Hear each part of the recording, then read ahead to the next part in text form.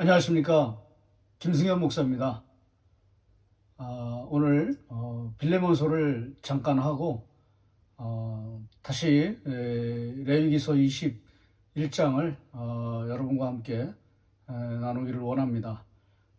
빌레몬서는 바울이 한 개인에게 보낸 가장 친근감 있고 또 가장 개인적인 그런 서신입니다. 그것으로 굉장히 우리에게 잘 알려져 있는데요. 대부분 이제 바울이 쓴 편지들은 다 이 교회 공동체에게 주어진 그런 편지인데요. 유독 이 빌레몬서만 한 그 빌레몬이라고 하는 그 대지주죠. 그 돈이 많은 부유한 자산가인 빌레몬에게 보내는 그 한 사람을 용서하고 화해하고 받아들이고 그 사람을 나를 섬기는 사람으로 다시 내가 이렇게 귀하게 쓸 수 있도록 돌려보내라 라고 하는 그런 개인적인 그런 서신입니다. 바울이 감옥에서 쓴 편지를 어려운 말로는 이제 옥중서신이라고 그렇게 말하는데요. 좀 쉬운 말로 하면 그냥 감옥에서 쓴 그런 편지입니다. 그 편지가 4개가 있습니다. 에베소서, 그 다음에 빌립보서, 그 다음에 골로새서, 그 다음에 바로 오늘 우리가 공부할 이 빌레몬서입니다. 빌레몬서는 바울이 감옥에서 있을 때 쓴 편지입니다. 근데 어느 감옥인지는 잘 모릅니다. 많이 생각하는 사람들이 이제 로마 감옥에서 썼을 것이다. 이렇게 추측을 합니다. 또 그게 이제 굉장히 그게 뭐라 할까요? 그게 그냥 일반적인 그런 해석입니다. 로마 감옥에서 썼을 것이다. 또 그렇지 않은 사람들은 또 요즘에는 또 이제 에베소에서 썼을 것이다. 왜냐면 그 에베소가 이 골로새서하고 이제 그 가까운 지역이거든요. 거기서 조금만 내려가면은 이제 골로새예요. 그래서 거기에서 영향력이 크기 때문에 지역적으로 이제 바울이 골로새의 그 중요한 그런 사상 문제들을 그 에베소에서 있으면서 들었을 것이다 이렇게 생각해서 또 에베소 감옥에서 잠깐 투옥돼 있을 때 쓴 것이다. 뭐 그렇게 큰 중요한 문제는 아닙니다. 로마에서 썼든지 에베소에서 썼든지 어떤 감옥인지는 뭐 그렇게 중요하지는 않습니다. 그런데 어떤 이제 감옥에서 쓴 것이라고 해서 이제 옥중서신이라고 그렇게 말하는데요. 가장 중요한 거는 이게 이제 바울이 빌레몬이라고 하는 부유한 그 지주에게 보낸 그 오네시모를 너 밑에 있었던 그 종이었던 오네시모를 용서하고 다시 받아들이고 그리고 나의 사회의 귀한 종으로 다시 쓸 수 있도록 나한테 돌려보내라 라고 하는 그런 개인적인 서신입니다. 잠깐 이제 내용을 배경을 좀 설명해 드리면 이 빌레몬이라고 하는 사람은 골로새 지역에 살고 있는 사람인데요. 그 나중에 또 골로새에 가장 또 귀하게 쓰임 받는 부유한 그리스도인입니다. 나중에 골로새서 읽어보시면은요, 거기서 없어서는 안 되는 정말 겸손하고 그렇게 돈이 많으면서도 불구하고 하나님의 교회를 위해서 그냥 말없이 묵묵하게 헌신하는 굉장히 귀한 일꾼으로 그렇게 등장합니다. 그 이제 그 빌레몬이 그 대지주인데요. 그 사람 밑에 종이었던 오네시모라고 하는 사람이 있었습니다. 근데 이 사람이 그 빌레몬의 그 재정을 관리하는 사람이었는데, 근데 이것도 뭐 이렇게 추측입니다. 정확한 건 없습니다. 정확한 기록은 없습니다. 그냥 그 돈을 관리하고 있었을 것인데, 추측하기론, 돈을 가지고 이제 대도시로 가면은 이제 안 잡히니까, 그래서 이제 로마 감옥이라고 생각하는 거죠. 로마는 대도시였기 때문에 거기로 도망가면 안 잡힐 거다. 이렇게 생각을 했던 것이죠. 그래서 이제 오네시모가 돈을 가지고 도둑질 해가지고 그래서 대도시로 도망갔다. 도망을 갔는데 거기서 이제 바울을 만난 거죠. 감옥에서. 로마 감옥인지 에베소 감옥인지 모르지만 어쨌든 대도시로 이제 도망을 간 거죠. 근데 거기서 이제 바울을 만난 거예요. 그게 그 빌레몬서에도 나옵니다.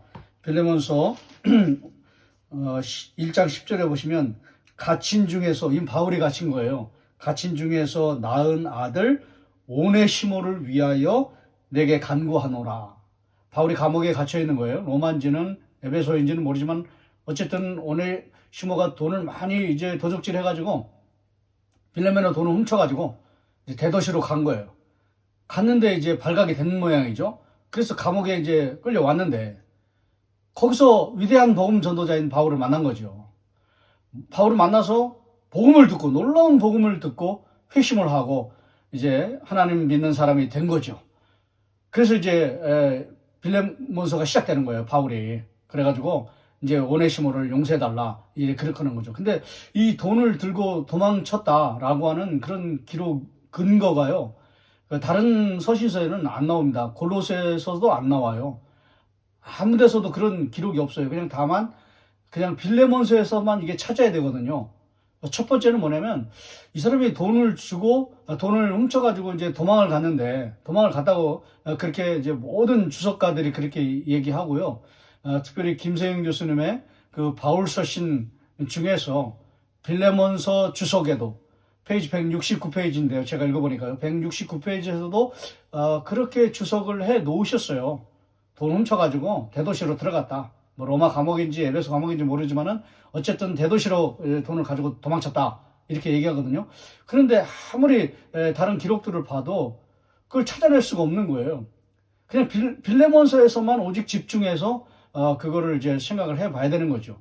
근데 여기에 대해서 이렇게 설교를 들어봐, 다른 분들 여타 설교를 들어봐도요, 여기에 대해서 말씀하시는 분들이 그렇게 거의 없더라고요. 그래서 저는 이 부분을 좀 찾아서 제 것으로 소화를 해서 제가 발견한 것을 좀 나누겠습니다. 첫 번째로, 빌레몬서 안에서 어떻게든지 이거를 근거를 찾아야 되는데요.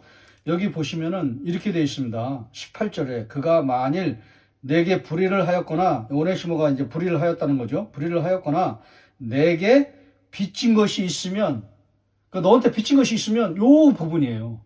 그러니까 이제 돈을 가지고 도망간 그 부분을 여기서 이제 좀 찾아낼 수가 있는 거죠. 내게 빚진 것이 있으면, 근데 바울이 놀라운 말을 합니다. 그것을 내 앞으로 계산하라. 나한테 달아놔라. 내가 갚아주겠다. 이제 바울이 감옥에 있으면서 네 종이, 이제 종이라는 것도 나오거든요. 16절에 보면 이후로는 종과 같이 대하지 아니하고 종과 같이 대하지 말라, 이런 것도 나오거든요. 그런 거 보니까 종이었던 건 확실해요. 돈을 들고 튀었던 거를 어떻게 알 수 있냐면 이제 18절이에요. 내게 불의를 하였거니 와 하는 거하고, 내게 빚진 것이 있으면, 요 부분, 요거 불의를 했다는 거하고 빚진 것이 있으면 내가 갚아줄 거다, 아마 이거를 가지고 그렇게 이제 주석을 하는 거죠. 돈을 들고 튀었다, 대도시로 갔다, 거기서 감옥에서 이제 바울을 만난 것이다.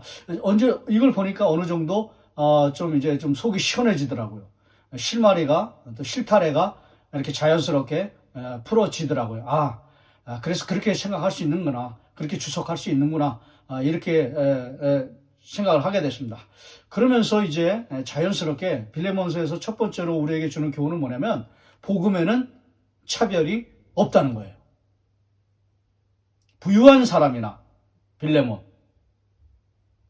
그 다음에 가난한 사람이나 힘이 없는 사람이나 오네시모, 종이죠, 종, 노예, 당시의 노예죠. 다 복음을 통해서 하나님의 나라에 들어올 수 있다, 이걸 보여주는 거죠. 이걸 말해주는 거죠. 복음에는 절대로 차별이 없다. 김세영 교수님의 빌레몬서 주석에도요, 이것을 굉장히 여러 페이지에서 강조하고 있습니다. 근데 저는 여기서 이렇게 잠깐 그냥 이렇게 말씀드리고 넘어가려고 합니다. 왜냐면 제가 중요하게 생각하는 게 그 두 번째입니다. 두 번째 패러다임. 첫 번째는 복음에는 차별이 없다. 두 번째는 교회도 차별해서는 안 된다, 이렇게 적용할 수 있겠죠. 두 번째는, 근데 이제 바울이 이제 오네시모를 용서해라. 이 사람 예수 믿는 사람이 됐다. 신실한 나의 일꾼이 되었다. 그러니까 내가 너한테 다시 돌려보내는 건 뭐냐면, 내가 막 강제로 이 사람을 하나님의 나의 일꾼으로 쓰려고 하는 게 아니라 너가 용서해주고 너가 허락해주면 다시 나한테 돌려보내라. 그러면 내가 그때 쓰겠다. 그래서 억지로 하는 것이 아니고 그냥 자원하는 마음으로 내가 그 마음을 받고 싶다. 이제 그런 게 나오거든요. 바울이 또 그런 거를 빌레몬서에서 얘기를 합니다. 그러면서 중요한 주제, 그건 뭐냐면 과연 빌레몬이 오네시모를 용서했을까? 이 질문이 나와야 되는 거예요. 이게 가장 중요한 핵심 포인트입니다. 과연 빌레몬은 어떻게 했을까? 용서했을까? 화해했을까? 용납했을까? 바울의 이 권면을 듣고 받아들이고 다시 용서하고 바울한테 다시 돌려 보냈을까? 요거를 찾아내는 거예요. 이게 굉장히 중요하고요. 이게 빌레몬서의 저는 가장 중요한 부분이라고 생각을 하는 것입니다. 질문은 그렇게 했는데요. 근데 이 질문은 반드시 나와야 될 질문이거든요. 빌레몬서 하면서 이런 질문이 안 나온다? 이거는 좀 문제가 있는 거예요. 다른 것들은 다 부수적인 거예요. 부차적인 거예요. 가장 중요한 질문이 나와야 되는 거예요. 과연 오네시모가 어떻게 했을까? 근데 답은 없어요. 여기 안 나와요. 빌레몬서에 놀랍게도. 그냥 딱 나오면 제가 선생님 말씀대로 제가 선생님의 신실한 일꾼인 것처럼 오네시모도 선생님의 신실한 일꾼이 될 것 같습니다. 제가 그렇게 다 용서하고 용납하겠습니다. 이 끝머리에 나와야 되는데 그런 건 없어요. 근데 한 가지 좀 힌트가 되는, 근데 바울의 확신이에요. 이 빌레몬의 확신이 아니라, 대답이 아니라 바울의 확신인데요. 21절. 그러니까 빌레몬서에서 가장 중요한 거는 1장 21절이에요. 한 장밖에 안 되는 이 짧은 책 중에서, 이 개인적인 서신 중에서, 바울이 보낸 개인적인 서신 중에서 가장 핵심적인 부분은 21절입니다. 이렇게 되어 있습니다. 나는 바울이에요. 내가, 이 빌레몬이에요. 순종할 것을 확신함으로 내게 썼노니 내가 내게 말한 것보다 더 행할 줄을 아노라. 그러니까 용서해 줄 거를 확신했다는 거예요, 바울이. 내가 말하는 것보다 더 너가 순종할 거를 내가 안다. 이런 거거든요. 용서했다는 거예요. 화해했다는 거예요. 용납했다는 거예요. 빌레몬서의 가장 중요한 그 신앙적인 주제는, 이 말씀의 주제는, 하나님의 거룩한 말씀의 진리의 주제는 용서하라. 어떻게 됐을까? 용서했다는 거예요. 용납하라. 어떻게 됐을까? 용납했다는 거예요. 화해하라. 어떻게 됐을까?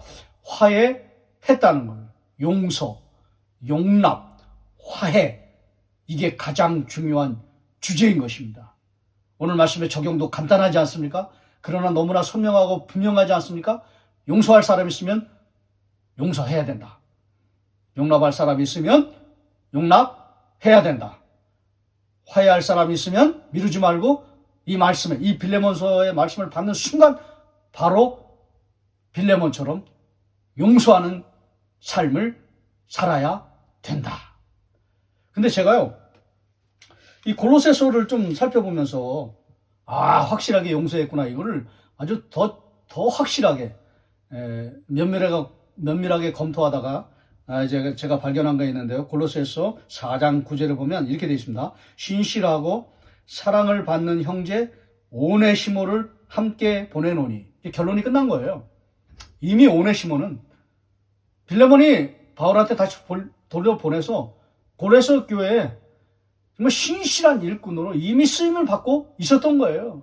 이 다 용납하고 용서한 그 놀라운 열매, 결과가 여기 나타난 것이죠.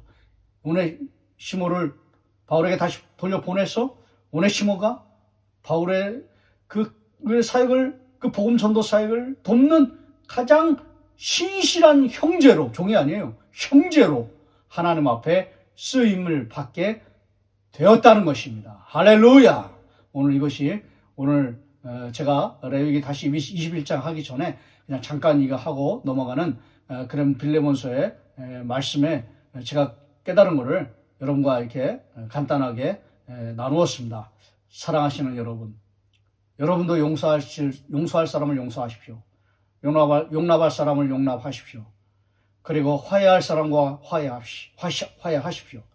그가 나중에 하나님 앞에 너무나 귀하게 쓰임받는 사람으로, 하나님 앞에 다시 탁월한 사람으로 쓰임받는 놀라운 역사가 나타나게 나게 될 것이기 때문에 그렇습니다. 오늘 이것을 여러분과 함께 나누었습니다. 이 말씀을 통해서 복음에는 차별이 없다.